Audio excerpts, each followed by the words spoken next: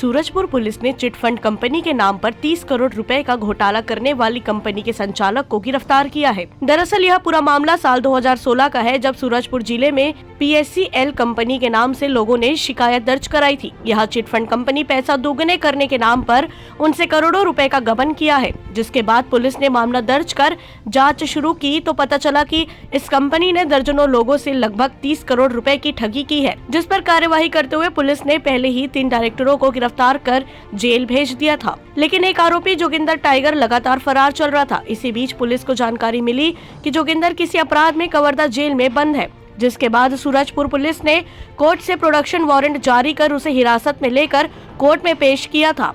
पूरे मामले की सघनता से जांच करने के लिए पुलिस ने कोर्ट से आरोपी की रिमांड मांगी थी, जिसे कोर्ट ने स्वीकार करते हुए आरोपी को पुलिस रिमांड कोतवाली पुलिस को दे दी है। फिलहाल पुलिस आरोपी से पूछताछ कर रही है। हम आपको बता दें, आरोपी जोगिंदर टाइगर के खिलाफ छत्तीसगढ़ के कई थानों में भी मामला दर्ज है।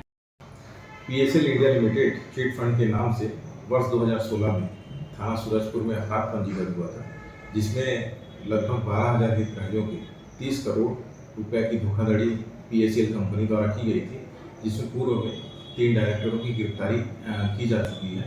वर्तमान में इसी क्रम में प्रकरण में एक अन्य आरोपी जोगिंदर टाइगर को कवर्धा जेल से प्रोडक्शन वारंट में लाकर आज गिरफ्तार करके माननीय कोर्ट में पेश किया गया है। जोगिंदर टाइगर के विरुद्ध छत्तीसगढ़ के जिलों के अन्य थानों में भी अपराध पंजीबद्ध है।